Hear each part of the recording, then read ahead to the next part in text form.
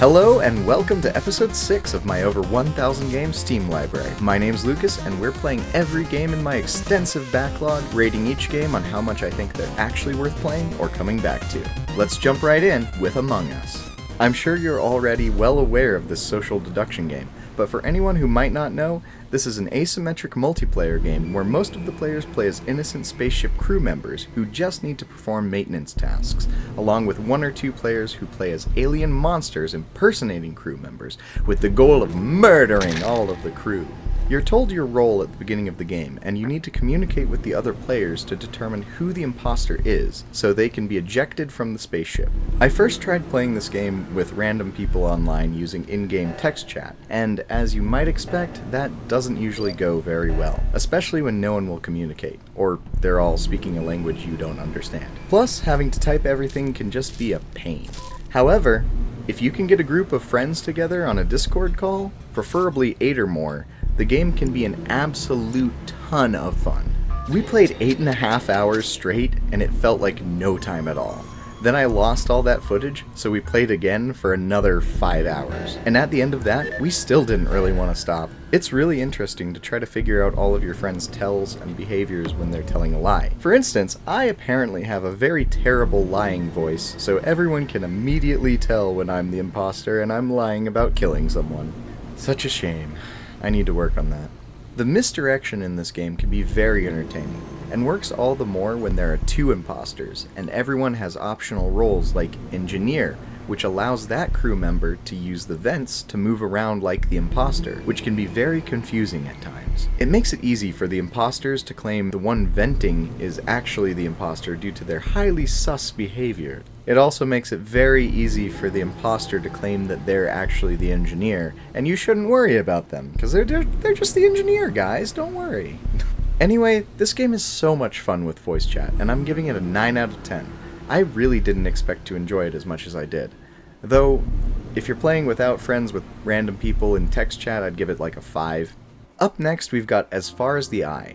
This is a compelling turn-based management strategy game that really gives you that just one more turn feeling that can be oh so addictive. The goal of the game is to try to help guide your caravan of pupils, as they're called, to the Eye, which is a place safe from the periodic flooding of the world. During your journey, you can develop your pupils to be good at different professions, allowing them to perform various tasks more efficiently, increasing your odds of survival. You'll need to plot your course and accumulate the proper resources to reach your destination. However, you have limited turns before the wave overtakes your caravan, so you have to be strategic in your use of time.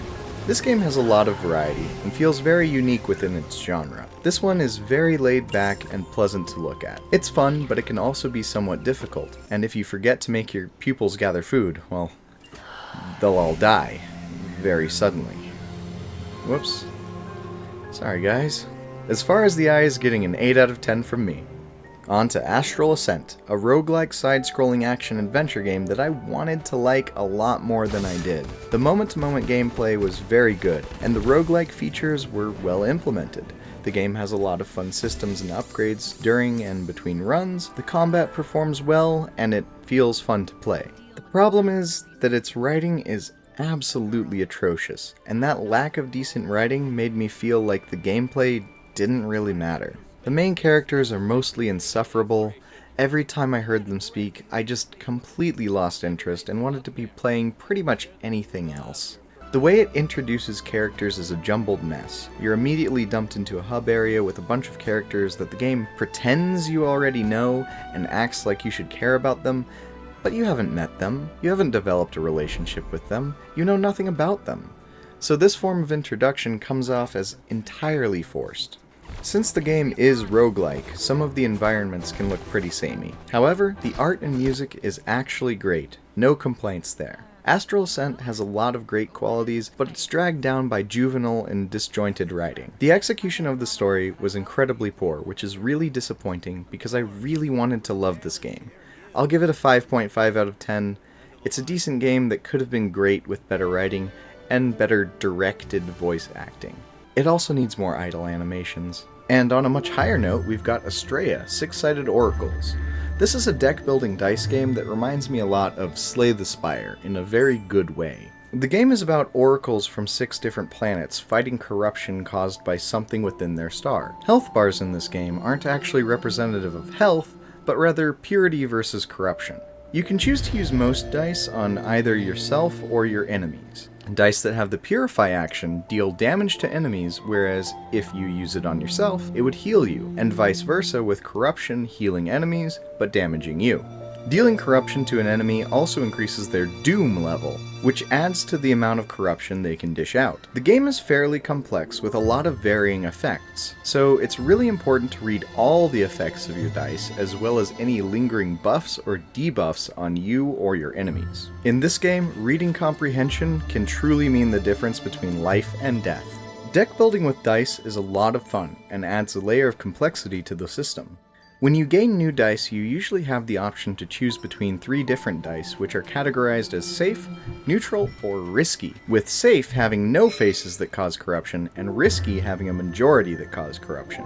You can also choose to skip a dice reward, and in exchange you receive 10 star shards, which is the game's currency. You can also forge dice, which allows you to customize your dice faces for a price. This allows you to make risky dice far less risky over the course of a run by replacing corrupting die faces with purifying ones. You can also get sentinels, which are helpful little automaton buddies which have their own dice and can be upgraded in certain rooms for star shards. While the story and lore start off strong, it's not consistently in the forefront. The game is very focused on gameplay, and it does a great job in that regard. There's a good variety of enemies with some interesting quirks that make dealing with them a bit less mindless. 9 out of 10. I loved this game. And up next, we're taking a look at Astrologaster. This is quite a unique game, with a pop-up book art style and comedic choir music to introduce each segment of the game. You play as an unlicensed doctor named Simon Foreman during Shakespeare's era, and you diagnose patients based on astrology readings, which oddly seem to work out.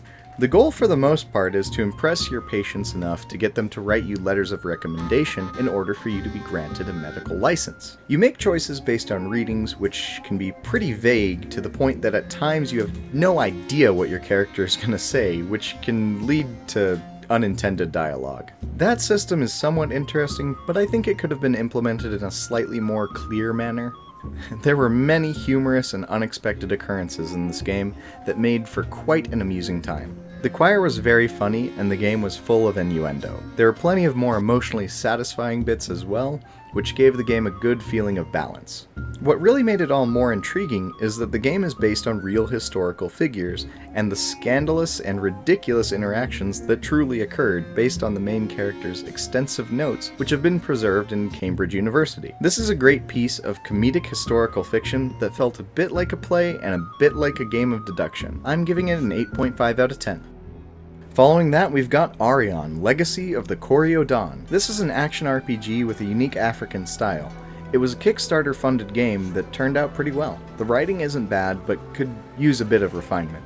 You can freely move around the environments, however, when you go into battle, your character is locked into a side-view fighting game / beat-em-up style. The combat is pretty well done, with a lot of complexity and nuance. You can switch combat modes and recharge energy in a way that reminded me of the Dragon Ball Z Budokai games. You can also utilize one of the 2 main characters to heal the other in battle, and later to fire large energy projectiles. The art style is great, however the animations aren't always the most smooth, and remind me a bit too much of old Flash games, aside from during cutscenes where they are more individually tailored to the scene.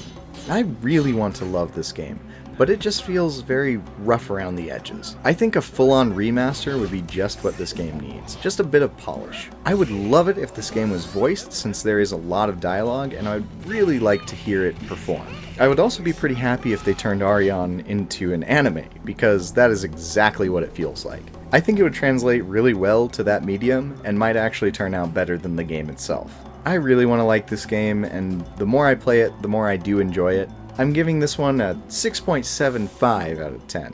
Though it can be a bit grindy, the game's systems are pretty good, especially after you unlock some more of both of the characters' abilities. Next up, we're checking out Axiom Verge. This is without a doubt my favorite Metroid-style game. I think I may like it even more than Super Metroid, which is my favorite of the 2D Metroid games that I've played so far. It gives you strong nostalgic vibes while also having modern quality of life features. The game has an amazing sci-fi biomechanical pixel art aesthetic, and the art feels very inspired by H.R. Giger, which I am always here for. And the soundtrack is also phenomenal. I love this game, and it feels very good to play. And the exploration is also very fun. There is some inherent backtracking, but I find it tolerable because the art and sound are so well done. Finding new weapons and tools feels very rewarding because the game dangles little prizes in front of you locked behind certain barriers, and it's always such a good feeling to find what you need to break those barriers and get whatever's on the other side. It's that feeling of, oh yeah, I can use this new thing to get that thing that I saw back there, that feels so satisfying. The lore is also very good, and it's drip-fed to you at a pace that keeps you wondering but not frustrated. There's also an in-game explanation for respawning when you die, which is always so much more immersive than, oh, you died? Okay, well, we'll rewind time for you and you can try it again.